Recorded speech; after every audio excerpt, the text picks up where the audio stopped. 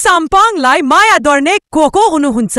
यदि उहाँलाई प्रधानमन्त्री भएको हेर्न चाहनुहुन्छ भने लाइक र सब्स्क्राइब गरी धेरै भन्दा धेरै शेयर गर्नुहोस्, किनकि हर्क साम्पाङ देशलाई माया गर्ने मान्छे हो।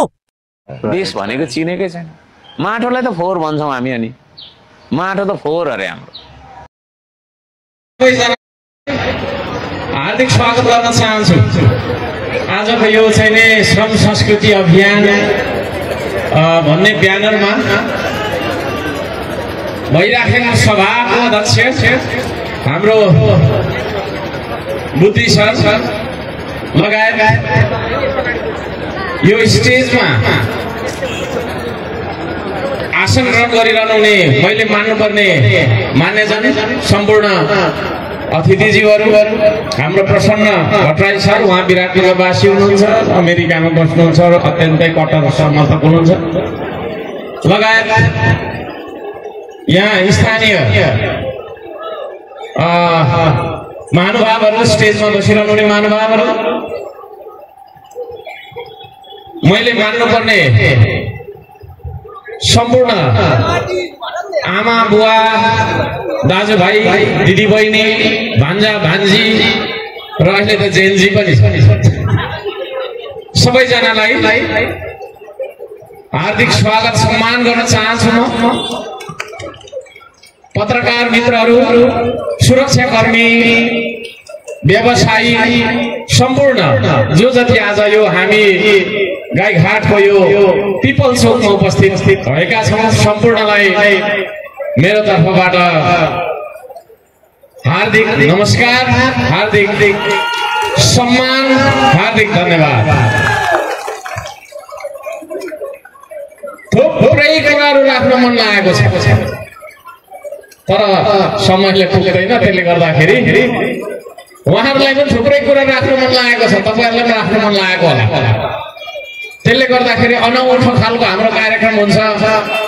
अब हामी परम्परागत राजनीतिबाट माथि उठेर अब हामी अनौठो तरिकाले नै अगाडि बढ्नुपर्छ, बढिरहेका छौँ। आदरणीय दाजुभाइ दिदीबहिनीहरू, सबैभन्दा पहिला तपाईँहरूले गर्नुभएको स्वागत सम्मान जुन छ त्यो देखेर म प्रत्येकचोटि भावुक बन्ने गर्छु। कहिलेकाहीँ त धुरु धुरु रोइन्छ पनि। म आज घोषणा गर्न चाहन्छु, अब उपरान्त हर्क साम्पाङलाई खदा नलगाइदिनु होला प्लिज। यो खदा त्यसो भन्दाखेरि खदा व्यापारीहरू नरिसाउनुहोस् है, अरूलाई लगाइदिनुहोस्, तर मलाई पर्दैन। यो मलाई लगाइदिने खदा। यस्तो मान्छेहरू पनि हामी छौँ कि कसैले केटाकेटीलाई स्कुल पठाउन खोज्छौँ, तर कापी कलम किनिदिने अवस्था छैन।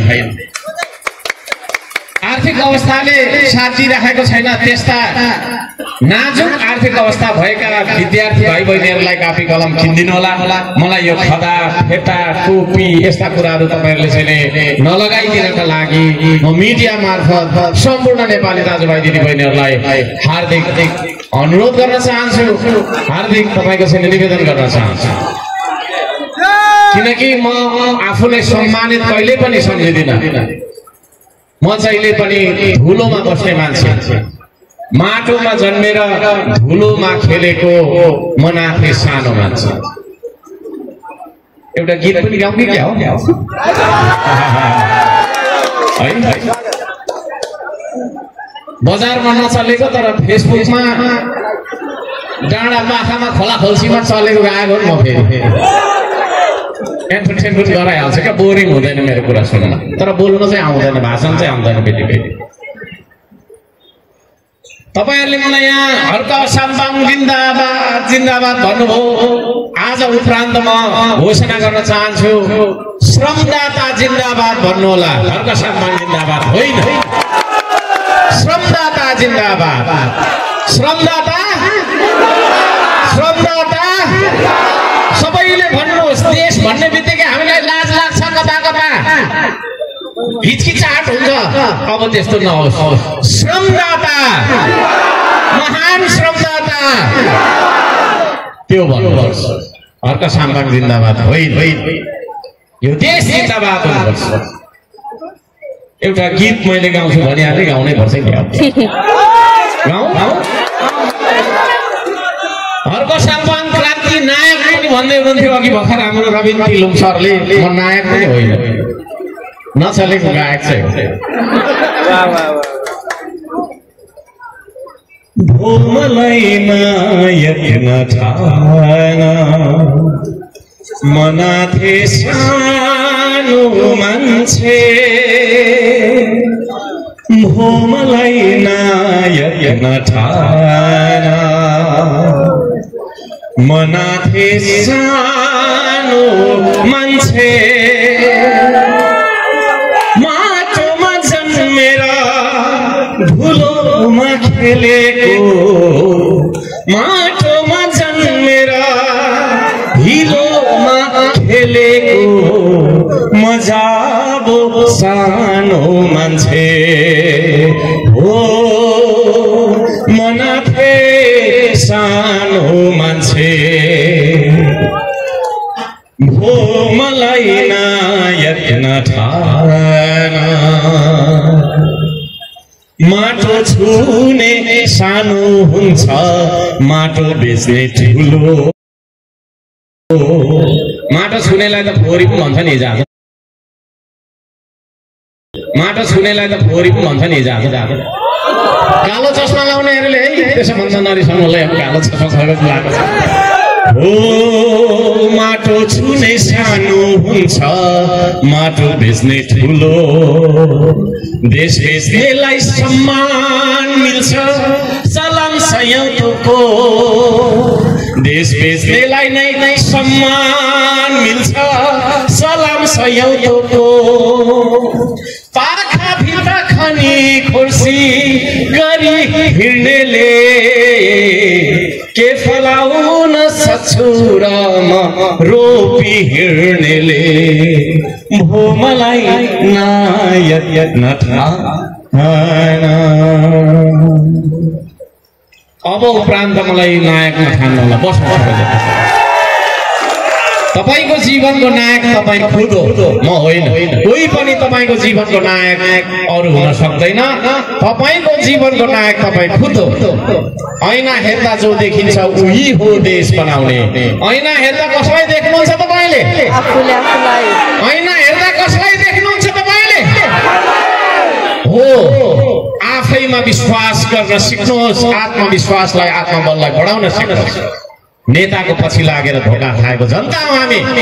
त्यसले गर्दाखेरि हर्क साम्बाङले देश बनाइदिन्छ भनेर सोचिराख्नु भएको छ भने त्यो सही नहुन सक्छ। तपाई खुद देश बनाउने मान्छे तपाई हो। तपाईलाई जगाउनका लागि म आएको छु आज, तपाईलाई उठाउनका लागि आएको छु।